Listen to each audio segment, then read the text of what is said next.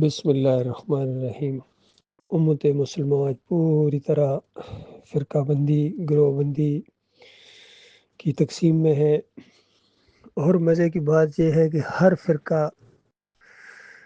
اپنی اپنی مسلک کی اور فرقے کی مسجد کے اندر بیٹھ کر دعائیں مانگ رہا ہے کہ یا اللہ امت مسلمہ کو متحد فرما۔ کوئی اتحاد قائم کرنے کے لیے تیار نہیں ہے، کیونکہ اتحاد قائم ہوتا ہے ایمان خالص کی بنیاد کے اوپر۔ وہی چیز بعض والوں کی اصلاح کرے گی جس نے پہلے والوں کی اصلاح کی تھی۔ یہ حدیث ہے نبی علیہ السلام کی، اور نبی علیہ السلام نے فرمایا میں اس طرح اصلاح کر رہا ہوں جس طرح پہلے والوں کی اصلاح ہوئی تھی۔ یعنی تمام انبیاء نے اس ایک نقطے کے اوپر دعوت دی تھی اور لوگوں کو اکٹھا کیا تھا، اور یہ اکٹھا ہونا ایک مبارک اجتماع ہوتا ہے، اجتماعیت ہوتی ہے ایمان خالص کی بنیاد کے اوپر۔ فرمایا وَلَقَدْ بَعَثْنَا فِي كُلِّ أُمَّةٍ رَسُولًا أَنِ اعْبُدُوا اللَّهَ وَاجْتَنِبُوا الطَّاغُوتَ، کہ ہر نبی نے ہر دور کے اندر جس علاقے کے اندر، چاہے وہ آزاد قوم ہو عاد اور سمود کی طرح سرمست قوم، چاہے غلامی کی زنجیروں میں جکڑی ہوئی قوم ہو بنو اسرائیل کی طرح، یا مکہ کے اندر یہ دعوت جب اٹھی جب معیشت سب سے بڑا ان کا مسئلہ تھا، تو ان سارے حالات کے اندر ایک ہی دعوت دی گئی، الہکم الہ واحد لا الہ الا هو الرحمن الرحیم، کہ لوگو تمہارا الہ، تمہارا معبود، تمہارا داتا، تمہارا دستگیر، مشکل کشا، حاجت روا، اس کائنات کا بنانے والا اور اس پوری کائنات کو چلانے والا اکیلا ہے، ایک ہے۔ کوئی یہ جو تم نے بنائے ہوئے ہیں کتب غوث ابدال، یہ خالص جھوٹ ہے، اور یہ اللہ کے علاوہ جس جس کی بندگی کرتے ہو، جس جس کو پکارتے ہو، یہ سارے مل کے ایک مکھی نہیں بنا سکتے، قطمیر کے یہ مالک نہیں ہیں۔ ان کو پکارنا چھوڑ دو اور ایک اللہ کی بندگی کی طرف آ جاؤ۔ یہ دعوت رہی ہے، حق دعوت۔ اس کو جس کسی نے بھی قبول کیا وہ مسلم کہلایا، اور جس کسی نے اس کو رد کر دیا وہ غیر مسلم قرار دیا گیا اللہ کی نگاہ میں۔ تو یہ معاملہ ہے اللہ کے بندو۔ آج جو مسلمانوں کے اوپر آفت آئی ہوئی ہے، یہودی ان کو مارتا ہے، عیسائی ان کو مارتا ہے، ہندو ان کو آنکھیں دکھاتا ہے، اور یہ آپس میں بھی لڑتے ہیں، اور اندر والا بھی مارتا ہے اور باہر والے بھی مارتے ہیں۔ یہ اللہ کے عذاب کے کوڑے ہیں جو ان کے اوپر برس رہے ہیں، چاہے یہ سلیب کے پجاری ہوں، چاہے گھوڑے کے پجاری ہوں، چاہے یہ گائے کے پجاری ہوں، پیری مریدی کرنے والے ہوں، عرس اور میلے کرنے والے ہوں، ڈنڈوت کرنے والے ہوں، یا سجدہ تعظیمی والے ہوں، تعویذ گنڈے پہننے والے ہوں یا امام زامن باندھنے والے ہوں، جمہوریت والے ہوں یا اشتراکیت والے، سارے کے سارے یہ اللہ کے باغی ہیں، اور اللہ کے علاوہ ہر ایک کے پیچھے دوڑتے ہیں۔ یہ معاملہ ہو گیا ہے، اور امت مسلمہ بھی بالکل اسی شیطانی روش پر چلی ہے، اور اس کی پیشن گوئی کی تھی نبی علیہ السلام نے کہ بالکل اسی طرح تم کرو گے جس طرح یہود و نصارہ نے کیا تھا۔ اگر وہ کسی گو کی بل میں گھسے ہیں تو تم بھی گھسو گے اسی اندر، اور بالشت بر بالشت اور گز بر گز بالکل وہی انداز اختیار کرو گے، اور بالکل یہ پیشن گوئی نبی علیہ السلام کی سچی ثابت ہوئی ہے۔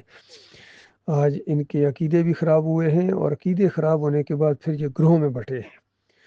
اور اپنی پہچان انہوں نے کرائی ہے کہ یہ بریلوی ہیں جی، یہ دیوبندی ہیں، یہ اہل حدیث ہیں جی، کہتے ہیں ہماری پہچان ہے، یہ نہیں پتہ چلے کہ کون سا مشرک ہے،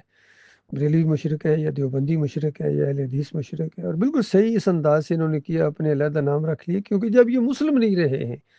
جب ان کے عقیدے کے اندر خرابی آ گئے ہیں، بریلویوں کے پاس جاؤ تو نبی علیہ السلام حاضر ناظر ہیں، پکارو یا رسول اللہ، پھر ان کے نام کی میلاد کرو، وہ عیدوں کی عید کہلاتی ہے، وہاں میلاد کے کیک کاٹے جاتے ہیں، مٹھائیاں بانٹی جاتی ہیں، کھچڑے پکائے جاتے ہیں،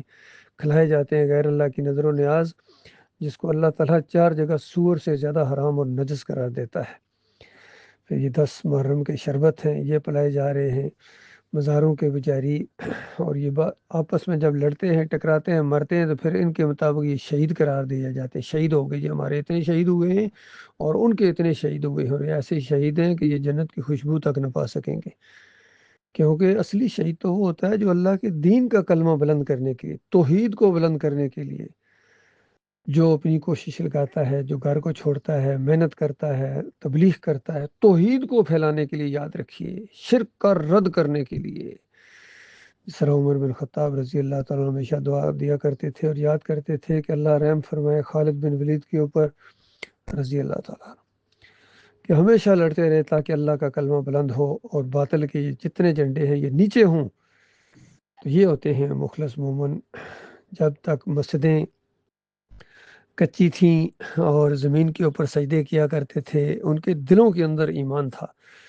قرآن ابھی 2 تختیوں کے اندر لکھا بھی نہیں گیا تھا، مختلف جگہوں پر تھا اور لوگوں کے سینوں میں تھا۔ اس وقت دین اسلام کا کس طرح رعب اور دبدبا تھا، کس طرح دشمن کانپتے تھے۔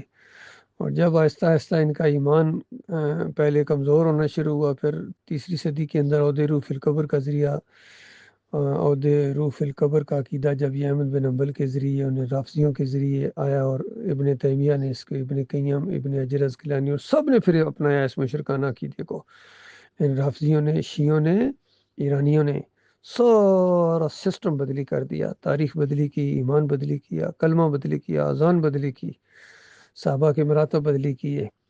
سب کچھ انہوں نے بدلی کر دیا۔ آج یہ امت مسلمہ کو ہیرو بنے ہوئے ہیں۔ تو یہ اللہ کو فراڈ دینا یہ ممکن نہیں ہے اللہ کے بندوں۔ لہٰذا اگر صحیح معنوں میں مخلص ہو اللہ کے ساتھ، مسلمانوں کے ساتھ، قرآن کے ساتھ، تو مخلص ہو تو سب سے پہلا کام یہ کرو کہ اپنے ایمان کی تجدید کرو، ایمان لاؤ، خالص وہ ایمان جو اللہ جس کو ایمان کہتا ہے، اور ان سارے مسلکوں کو چھوڑو، ان فرقوں کو چھوڑو اور اللہ کے بندے بن جاؤ۔ نہ تم رسم و رواج کے بندے بنو، نہ ملک و قوم کے بندے بنو، نہ پیر اور امیر کے بندے بنو، نہ جمہوریت کے بندے بنو۔ یہ سارے بت ہیں، جس چیز کو بھی پوجو گے، جس چیز کی بھی بندگی کرو گے، جس کی بھی بات مانو گے اللہ کے مقابلے میں، وہی تمہارا بت ہے۔ تو یہ اصل ہے، جب تک توحید کے اوپر گٹھا نہیں ہوا جائے گا، ایمان کے اوپر، یہ کوئی گٹھے ہو ہی نہیں سکتے۔ پہلی بات تو یہ ان کے دل پھٹے رہیں گے، نفرتیں کریں گے، ایک دوسرے پر عیب لگائیں گے، الزامات لگائیں گے، لان تان کریں گے، ایک دوسرے کو بھی کافر کہیں گے، سب کچھ کر رہے ہیں، اسی روش پر چلے ہیں۔ اور یہ توحید کی بنیاد کے اوپر جو دعوت اٹھی تھی، اس کا انجام بھی یہی ہوا ہے۔ انہوں نے بھی سجدہ تعظیمی اپنا کر پھر اس طریقے سے جماعت کے اندر انہوں نے دراڑیں ڈالی ہیں، اپنے یہ لے کے علیحدہ ہو گئے ہیں۔ کوئی اللہ کی طرف آنے کے لیے تیار نہیں ہے، سب اپنے امیر کے قدم بوسی اور اس کے پنڈلیاں دبا رہے ہیں۔ اسی طرح فرقے بنتے ہیں نا، فرقہ اسی طریقے سے بنتا ہے۔ جب ایک عام اعلان کر دیا جائے کہ جو اللہ کی بات ہے، جو اللہ کے رسول صلی اللہ علیہ وآلہ وسلم کی بات ہے، جس انداز سے صحابہ اکرام نے اس کو سمجھا ہے اور اس کو مانا ہے، بالکل اسی طرح ہم مانیں گے، تو پھر فرقہ نہیں بن سکتا ہے۔ لیکن جب یہ بات آ جائے کہ نہیں ہمارے امیر صاحب نے یہ کہہ دیا جی، بس انہوں نے فتویٰ دے دیا جی، انہوں نے فلاں کو جماعت سے نکال دیا، فلاں کو جال ڈال دیا، جب امیر صاحب اتھارٹی بن جائیں، پیر صاحب اتھارٹی بن جائیں، تو پھر ساری بات ہے، فرقے تو بنے ہوئے، کسی نے بڑا فرقہ بنایا ہو، کسی نے چھوٹی فرقی بنائی ہو، ہر ایک لگا ہوا ڈٹے ہوئے ہیں۔ بہرحال اللہ تعالیٰ ان سب کو نپٹ لے گا، ہر ایک اپنی نیت کے مطابق اور اپنے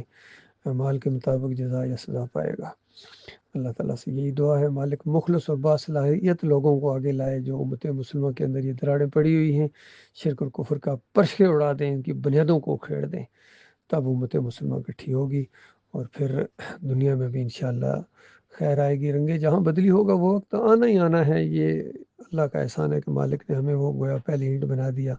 تاکہ لوگوں کو ہم اس کی طرف توجہ دلا رہے ہیں، اور خود ان سارے فرقوں سے، مسلکوں سے بالکل بیزار ہیں۔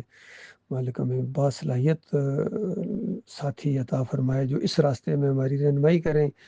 وہ ہم سے محبت کریں، ہم ان سے محبت کریں، خالص اللہ کے لیے، اللہ کی رضا کے، الحب للہ والبغض للہ، یہ ہوتا ہے ایمان خالص۔ ہمارا اٹھنا، بیٹھنا، جینا، مرنا، صلوات، ہماری قربانی، ہمارے آڈیوز، ہمارے ویڈیوز خالص اللہ رب العالمین کے لیے ہوں، اللہ ہی کے لیے جینا اور اللہ ہی کے لیے مرنا، یہ ہے صحیح معنوں میں ایمان خالص۔